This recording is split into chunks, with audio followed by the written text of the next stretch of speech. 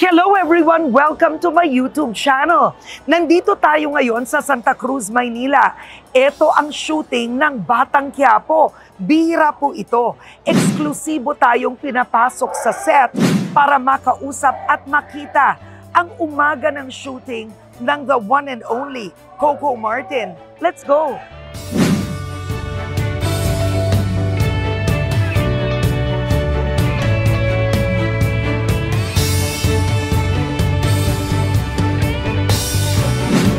Grabe, masyado ka namang iconic. On the set, live! Diba, nandito tayo sa Batang Quiapo set. Thank you. My gosh, you look great. So involved ka talaga. You direct. It's something you love to do talaga. Mahirap i-asa sa iba eh. Pag meron ka kasing gusto mo mangyari yun, ikaw mismo gagawa or ikaw. Gano'n na kasi sa akin yung kwento, isa rin ako sa nagsusulat. Oh my God. Which is mahirap kasi ako rin yung maarte. After kung titingin ako sa monitor, check ko kung ano yung mga nakunan. Actually, ang problema ko, hindi ko nagagamit yung tent ko kasi kunyari kanina, ang call time namin 5 a.m., 3 a.m. gising na ako, 4 a.m. nandito na kami, nagmi-meeting na kami. At isa ka sa mga artista na on time pa. Hindi yung mga 3 oras dumadating after on time. Hindi pwede. Ako hinihintay nila eh. Kasi ako magsasabi kung ano kukunan, kung ano mangyayari.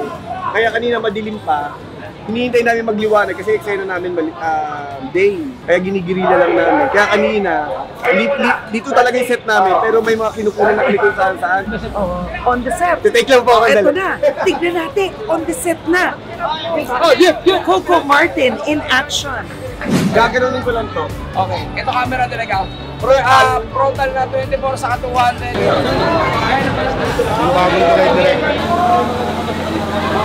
Coco Martin ang bagong FPJ. Hindi! Ang bagong FPJ. Anong pakiramdam mo pag sinasabi yun? Naiiya po kasi hindi talaga eh. Malayo po eh. Marami pa akong pagdadaanan at kakainin bigas talaga. Kasi sabi ko nga, iba rin kasi pinanggalingan ko. Kasi nga nagsimula ako sa indie films. Dahil pangarap ko lang talaga noon, sabi ko, maging Alan Paule lang ako. Yung magkaroon ng trabaho na laging nandyan as a character actor. Kasi hindi ko talaga nakikita yung sarili ko ng potential para maging artista. Para bang inidulo ko yung lola ko na sa sipag, sa pagpupursige. Kasi lola ko noon, takilyera lang siya sa sabungan. Tapos, binuhay niya lahat kami, mga kamag-anak ko, mga pinsan ko, sa pagpapautang, ganyan. Tapos ako, bata pa lang ako, nakasana ako sa kalye. Kahit anong trabaho, papasukin ko, basta magkaroon ako ng regular na trabaho. At hindi ko inakala na mapapasok ko tong mundo to. Nung nag-i-start ako mag-artista, tingin ko lang dito racket. Basta kikita ko, abutan mo ako, okay na ako. Hindi yung parang gagalingan ko, gano'n. Kaya ang tingin sa'yo ng ordinaryong Pilipino, they're able to relate to you dahil sa nakaraan mo. Maabot ako lang, namimigay ako ng mga candy sa gasoline station, ng mga flyers sa mall, ng mga pom-pom sa Araneta. Napasok ako doon sa pagko-commercial naman. Commercial, extra, ganyan. Hanggang one time, yung medyo napapasok mo na yung mundo ng showbiz na, syempre, pag wala ka namang pangalan, pag extra, kung saan ka sinasama ng manager mo. Tapos sabi sa akin gano'n, yun na, sinasama niya na ako kung kani-kanino. Kahit pag may birthday yung direktor, o kahit di mo naman kilala, ibibitbiting ka eh, di ba? Tapos one time, nakita ako ni Ferdy Lapus. Sabi niya, may title ako na matagal ng proyekto to. Sabi niya, bagay sa yung title. Sabi niya, masahista. Sabi ko, masahista. Sabi ko ngayon, naisip ko yung mga nangihilot sa mall, yung mga bulag, di ba? Oo, hindi ko alam na yun pala yung konsepto. So, ginagawa ko na siya. Hindi ko alam na gay film pala yung ginagawa ko. Tapos meron pala kami love scene ni Alan Paule. Sabi ko yung sarili ko, kung ito magiging daan ko, para mabigyan ko ng kinabukasan ng pamilya ko, sige na. Sabi ko, papakita ko na ito. Wow, so ganun ka katibay. Pero noon pa, ganun ka na. Kasi ikwento mo, nagpunta ka ng Canada, naging OFW si Coco Martin. Nung natapos na namin yung pelikula, hindi naman nagkamali si Ferdy Lapus. Talagang ilang bansa ang pinuntahan ko na lumaban kami sa mga festival. Every time na lalaban kami sa festival, actually kauna-una ang festival na nilabanan namin, nanalo agad kami. Doon pa lang nagpapaalam na ako sa producer ko sa director ko kay Brillante Mendoza na hindi na ako sama pabalik. Sabi ko kasi nga hindi ko naman talaga pag-artista ang gusto ko. Gusto ko mag-TNT, gusto ko magtrabaho sa abroad. So gusto mo maiwan sa Canada? Hindi pa, Hindi pa Canada. Switzerland. Okay, Switzerland. Hindi na ako pinayagan kasi hanapin ako sa immigration eh. Siyempre tatamaan yung producer. Hindi ako pinayagan. Nanalo kami. Inuto nila ako. Sabi, malay mo, nanalo tayo. Pag uwi mo ng Pilipinas, maging Piolo Pascual ka. Sabi sa akin gano'n. Sikat na si Piolo noon. Oo. Sobrang sikat si PJ noon. Pagka panalo namin, imbis na congratulations ang sa akin, intriga eh. Napaso na ako. Nung puro intriga, sinisiraan ako, gano'n-gano'n. Sabi ko, hindi ko yata kaya mundong ng showbiz. That time, ang dami pa festival namin sinasalihan. May laban kami sa Vancouver. Sabi ko, sama ulit ako Nagpabisa lang ako. Kasi ayaw nila ako payagan eh. Nakuha ko na yung visa ko, sabi kong gano'n. Hindi ako makakasama kasi may racket ako sayang. Hindi nila alam, may kinausap na ako mga kamag-anak ko sa Alberta, Canada. Paglipad nila papuntang Vancouver, lumipad ako, ginamit ko yung visa ko. Pero ibig sabihin, nag-TNT ka sa Canada ng 9 months. Kahit artista ka na sa Pilipinas. Actually, dalawang pelikula na ako noon. Tapos, sabi ko nga sarili ko, hindi ako para dito. Kaso nung nandun ako sa Canada, hindi pala siya parang Amerika, na pwede ka mag-TNT, magtrabaho ng ganyan-ganyan. Nakapagtrabaho ako doon, pero may ibang tao na ang akala nung may-ari, sila yung nagtatrabaho. Hindi nila alam ako. Kasi ang trabaho ko noon, 2 a.m. na madaling araw hanggang 7 a.m. Kaya tulog lahat. Pero bakit tinanggap ng isang Coco Martin na mag-janitor pa? Practical po siguro ako. Sabi ko nga, like kahit ngayon po, pag tinanong mo, kaya po ganito ka porsigido, talaga sinisipagan ko. Kasi alam ko matatapos po. Para pag dumating yung panahon na yun, alam ko, nung time ko, binigay ko yung pinaka-best ko. Hindi ako nagtamad-tamaran, hindi ko pinalapas yung mga pagkakataon. Sabi ko, ang importante sa akin ngayon, makapag-ipon, maisettle ko na maayos yung pamilya ko. That's it. Yung popularity, yung pagiging artista, hindi ko inaano yan. Kasi ang alam ko lang dito, ginagawa ko, trabaho lang. Hindi ko siya dinidibdib, ninanamnam. Ako, basta sabi ko, basta ako magtatrabaho ko, dire-diretso. Kaya hindi ako nagpapahingi. Kaya after probinsyano ng 7 years, imbis na magbakasyon ako, hindi ako nagbakasyon, nag-shooting ako sa Amerika. Kami ni Jody, ng pelikula namin ng Metro Manila Film Fest. Kasi nanghinayang ako, ang gagawin ko dun? Oo, sige. Nandun ako, kakanta ako, magpapasalamat ako sa mga tao. Mga araw na wala akong ginagawa, ang gagawin ko?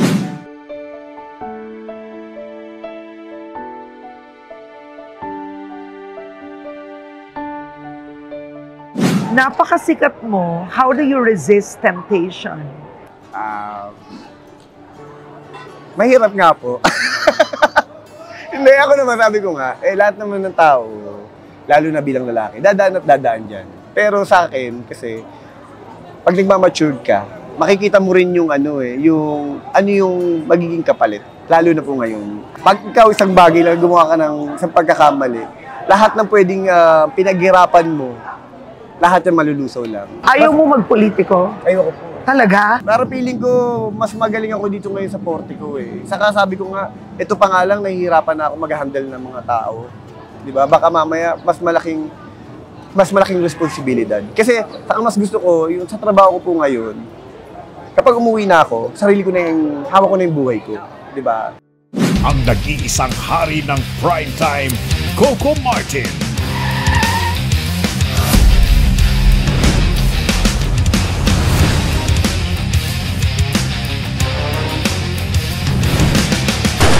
Marami kang milagro sa buhay mo. Sa isang shooting ng pelikula, may pinapagawa sa iyo ang direktor na inakala nila imposible. Noong 2007, dito mismo sa Quiapo, nalaman ni Brillante Mendoza na bumalik ako, kinukuha niya ako. Sabi ko, Direk, meron na akong trabaho eh. Sabi ko, sige na. Sabi niya, malay mo, sayang din to. Tapos yun, yung araw po, mismong piyesta ng Quiapo yun. At natutuwa ako, yung first day din namin dito sa Batang Quiapo, tinaon ko rin ng piyesta ng Quiapo. Sabi sa akin ni Direk Dante, Direk, anong gagawin natin? Mga ano kayo dito, mga magnanakaw kayo. Pero pagdating ng piyesta ng Quiapo, syempre, yun yung pahinga. Kasi mga deboto kayo, lahat kayong babait niya, di ba? Kasi naniniwala talaga lahat sa Nazareno. O ano gagawin ko po? Ang gagawin mo, dahil deboto ka, kailangan na makikipag-anuhan ka dyan, makikipagbalyahan ka dyan na hanggang maawa kami Nazareno. Hindi ka pa deboto noon? Hindi po, deboto na ako noon. Kasi bata pa lang po ako, sinasama na ako ng lola ko sa Quiapo talaga. Lola ko kasi deboto talaga ng Nazareno. Siyempre, pag artista ka, saka kailangan mo ng pera, gagawin mo ang lahat. Dito na nga, pababa nun yung Nazareno sa tulay. Inabangan namin ngayon. Nung hinagis na ako ngayon ng talagang lumangoy ako sa dagat ng tao. Kasi ang layo, sobrang layo niya, hindi siya malapit sa amin. Paglangoy ko sa dagat ng tao, hindi ko naiintindihan paano ako nakaabot, nakadikit. Pagdating ko doon mismo, nakipagbalyahan na ako. Hanggang sa nahawakan ko yung Nazareno. Pag ako sa Nazareno, gawin lang, sandali lang, laglag agad ako. Tapos yun nga, paglaglag kong ganun, para ako nasa komunina ng mga tao, hindi ka na makalit ko eh. Hindi na ako makahinga. Tapos sabi sa akin ng lalaki, taas mo kamay mo, taas mo kamay mo. Yung tinaas ko yung kamay ko, dahan-dahan po, nakaalis ako. Tapos pagbalik kong ganun, tumatakbo agad ako kay Direk Dante. Direk, okay po. Kasi pakinap ng hawakan ko eh. Preview. Pag-preview namin, nasapawan ako. Sabi sa akin, isa pa, take 2. Sige po, iyabang ko na ngayon. Kasi nahawakan ko siya eh. Eto na ngayon, sabi mas maganda, i-tie up natin yung papasok ko siya ng simbahan. Nabangan namin, tagal kasi malayo ang ikot eh. Pagdating na ganyan, hinagis ulit ako para magpagano, wala. Pag-agis ko, dyan lang bumagsak na ako. Tapos, okay na yun. Yun, kanina ko na namin, yun na yung ginamit. Kasi hindi ko man namalayan, mula 2007, mula nung araw na yun, nagdire-diretso na ako. Talaga? Ginagawa ko nung tirador. Tapos, sa isang buwan, nakaka-4 na pelikula na ako ng films. Tapos dumarating na ako sa point na nagpupunta ako ng location, wala pala akong shooting. Sa sobrang pagod ko, kasi pag uwi ko, pag didiretso agad ako, sa Segway ako. Kumbaga sobrang yun na, nagkakana. Tapos sabi sa akin ng Direk Dante after that, nung na-edit na lahat, sabi, alam mo kung ba't ka sinuswerte? Kasi nahawa kami na Nazareno. Naniniwala ka doon? Sobra. At ginawa mo rin yun sa Batang Quiapo? Opo. Di ba? Opo. Ang lang namin ngayon dito sa Batang Quiapo, 2 beses namin sinut yung dalawang pagkakataon. Yung flashback sa yung present. Kaya sabi ko nga, napaka-importante sa akin. Ang sarap ng pakiramdam. Kasi para ako nagiging ipapasalamat na ako, sa pagkakalam ko, nagsimula lang lahat ng ito nung nahawa ko yung Nazareno. Nape-pressure ka ba sa Batang Quiapo? Honestly, hindi. Kasi, dahil alam ko yung gagawin. Okay. Patapos pa lang ang probinsyano, excited na akong gawin yung next project ko. Kasi, meron akong gustong ipakita na hindi ko pa napapakita sa probinsyano. Oo. Like, kunyari yung character ko, binago ko talaga siya. Ibang-iba sa character ko sa probinsyano. Kasi ayokong umulit na parang kapatid ko namin. Oo. Nakita na namin. Oo. Para kang gigolo. Yan ba yung karakter na ba? Bakit ganito ang outfit sa shoot? Shooting po to, gitna ng shooting ha. Kasi nga iniiba ko siya. Oo. Ayoko siya, di ba pag sinabi mo dati si Carlo sa jacket, pamaon, inaaral ko siya kung paano mo siya bibigyan ng ibang flavor. Kasi hindi ka pwedeng mapagsawaan o maiwanan. Lalo na ngayon, sabi ko nga, ang dami na natin napapanood. Bakit hindi tayo gumawa ng sariling sariling panlasa natin? Yung kultura naman natin na ipapakita natin. But you are so passionate about films. Kasi po ito na yung buhay ko eh. Feeling ko, ito yung alam kong gawin. Na-discover ko sa sarili ko na ito yung kaya ko. Hindi ko na siya pakakawalan. Kasi tanggalin mo ako dito, babalik ako sa ordinaryo, mag-waiter ako, o whatever, kung ano man yung okay naman yun. Ano pa ang pangarap mo? Kasi, pagtatanong ako kung ano pa yung gusto ko, na-achieve ko siya ngayon lahat eh. Dati pangarap ko lang mag-direct. Sabi ko, kahit na imposible na, anong alam ko, hindi naman ako nag-aral ng directing. Pero later, dahan-dahan. Ngayon, nakakapag-produce na ako ng mga pelikula, paunti-unti. Tapos, pag iniisip ko, ano pa bang gusto ko, tinatrabaho ko pa lang siya ngayon. Kumbaga, step by step ko pa lang siya ginagawa ngayon. Kaya hindi ko masabi ano pa yung gusto ko kasi sobrang gusto ko at sobrang mahal ko yung ginagawa ko ngayon. Parang feeling ko, yung pinapangarap ko dati, ngayon ko na siya na-harvest. Anong eksena dito ngayong araw? Ito po yung tawag namin car chase. Kasi hold upin namin yung armor truck na tatambangan namin. Ngayon, dito mangyayari lahat ng eksena. Dito ngayon sa eskolta. Ito yung mga mahusay kong staff. Paano dito, pakita mo, ito rin yung kotseng to. So, sa Batang Quiapo, kotse mo to. Kotse ko po talaga to. Kotse mo to talaga. Kotse pala din talaga to. Okay. Sinagawa ko siya para dito sa Batang Quiapo, para dito sa eksena namin. Pero iuuwi mo naman. Opo. Ano to? Kala ko naman para lang to sa Batang Quiapo.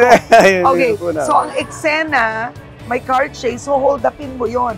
Ayun yung mga armor truck na... At itong armored truck na to, inakala talaga na magnanakaw. Ikwento mo yun. Kanina po, nag-eksena kami dun sa bandang Binondo na sinusundan yung mga armor truck ng mga sakyan.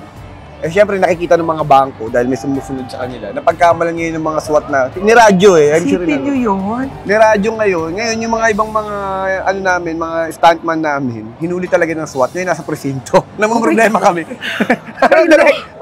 Namang problema kami. Paano namin yung kapianta? So ito matagal mo nakatrabaho? Kilala mo? Si Direk Kevin. Ito si Direk. Co-director ko. Ito pa sa probinsyano pa. Hindi lang po, Hindi marami lang. na from Juan de la Cruz. So Ikaw ikaw lamang. yung tipo na gusto mo, yung katrabaho mo, yun at yun din. Sobrang uhusay po kasi ng mga yan. Talagang hindi mo... In fairness sa'yo, ha? At ito Si Star po, yung makeup Star. artist po namin. Oo. Ito mga staff po namin. So, ito ikwento mo, sa shooting na ganito, ilan ang camera setup sa ganito? Ngayon po, meron kami 3 camera, saka isang drone. Yeah. Yan. Because ang na-notice ko, bumilib ako kanina, sa eksena, wala kayong lights.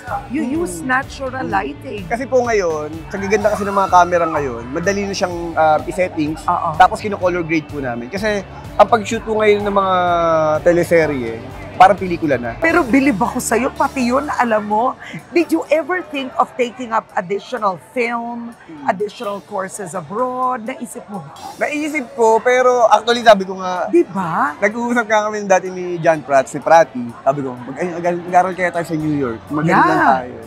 And magandang break din yun, ha? Ang saya din nun. Oo, kaso wala sobra kami, pareho kaming busy kasi si Prati ngayon busy sa pagdidirect ng mga concert. Ako naman nandito sa teleserye. Kasi pati yun, alam mo pa. Di ba? Okay, eto ngayon, very typical to in any shoot. Ang daming fans. How do you handle that? Hindi, parang mga barkada na po namin yan. Oh my God! Ayan na. Oh my God! Hindi. Hindi. Oh my God! Hindi ka natatakot? Minsan ba, were you ever injured? Ang tindi nito. Ay, minsan po, maraming injured sa mga eksena, saka sa... Yes! Madala. Kasi lalo na pag action ng ginagawa mo, nakadikit po yan. Yeah. Sabi nga namin, nung araw, sabi ko, akala ko, ang action, madali lang. Hindi. Sabi ko, ang action pala ang pinakamahirap kasi may kakibat na buwis ng buhay eh. Kasi like kunyari, pag drama, syempre, a-acting ka lang. Ang action kasi may physical eh. May mga stunts, may mga... Yeah.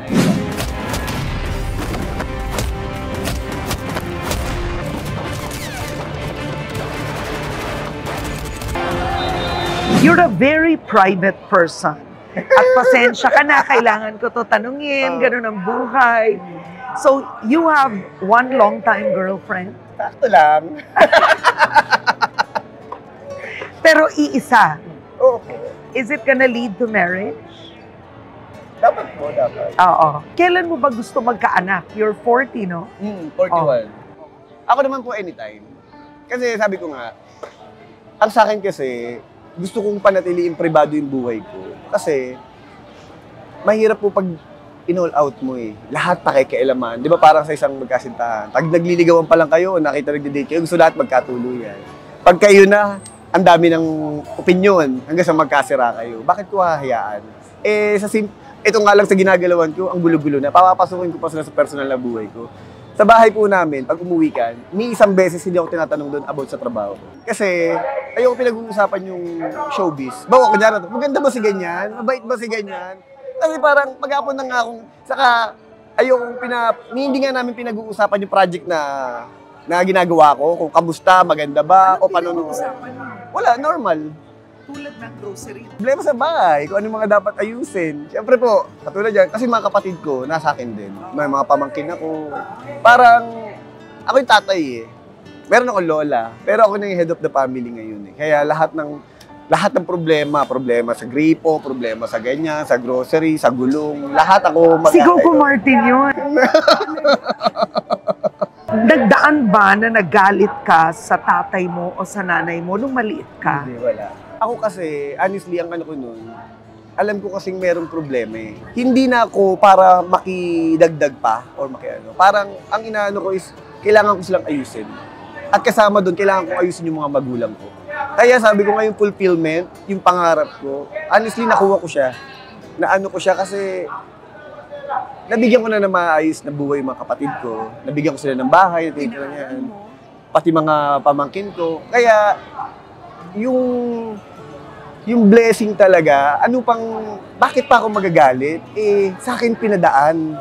Kumbaga ako yung ginawang way ni God para matupad yung pangarap ko at maayos ko yung pamilya ko. Matipid ka daw sa pera.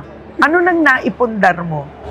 Madami na po Madami na kasi actually puro properties. Kasi sabi ko nga, ang lupa, hindi ko rin maintindihan na sa ibang bansa, may period, may time na bumabagsak ang mga lupa. Ang Pilipinas, ano man ang nangyari, pataas yan ng pataas, di ba? Wala ka bang luho? Meron din. Ano? Mahilig ako sa mga sasakyan, mahilig ako sa mga bahay. Kasi sabi ko, yun pala yun kasi nung bata ako, nung college na ako, lahat ng mga kaibigan ko may kotse, wala ako. Tapos sabi ko sa lola ko nung, lola, baka pwede mo naman akong bilhin ng owner kahit luma. Kasi para makapag-drive lang ako, ayaw niya. Kasi baka daw kung saan ako mapunta. Tapos nagtatrabaho na ako. Pag nadidepress ako, pag pili ko na pagod ako, minsan nilirigalo ko yung sarili ko ng kahit na isang para lang maramdaman ko yung reward. Kasi hindi mo pinagbibigyan ng sarili mo Di ba? Baka doon ka, Pero na-depress ka na ba ever? Madaming beses na. Like kunyari, yung nangyari sa ABS, sobrang ko talaga nun, sobrang nalungkot ako kasi feeling ko, kung ano man ako meron ngayon, napakalaki ng utang na loob ko sa kanila. Kaya yung para bang yung bahay ko, yung buong pamilya ko, sila parang ang sakit-sakit para sa akin. Kaya honestly, yung social media ko, dinarap ko after that Kasi parang feeling ko, kasi di ba ang gulo na, parang ang daming bashing sa social media, gano'n, hindi mo na rin maintindihan yung mga tao. Kaya sabi ko, natuto ako dumistance. Ang ginawa ko, wala talaga pamilya, kahit hanggang ngayon. Sabi ko nga, yung lahat ng pinagdaanan ko, kung galing man ako sa hirap, yan yung gift ko, na binabaon ko siya ngayon. Kaya, pag gumagawa ako ng pelikula, teleserye, hindi mo kaya lukuhin. Kasi alam ko ang buhay ng tao. Lalo na sa ganito, sa kalye, hindi mo ako maluloko. Kasi dito ako lumaki. Kaya sa mga, like kunyari ito, yung mga situational, kaya kadalasan pag mag-shoot ako, wala akong script. Kasi nga, doon ko siya binubuhay Doon ko ginagawa yung script, doon ko ginagawa yung kwento, base sa mga taong nakikita ko. Meron ka bang life verse or biblical verse? Kasi ako, nilike ko lang naman na kung ano yung tinanim mo sa buhay, sa kapwa mo, yun din naman yung aalisin. Diba?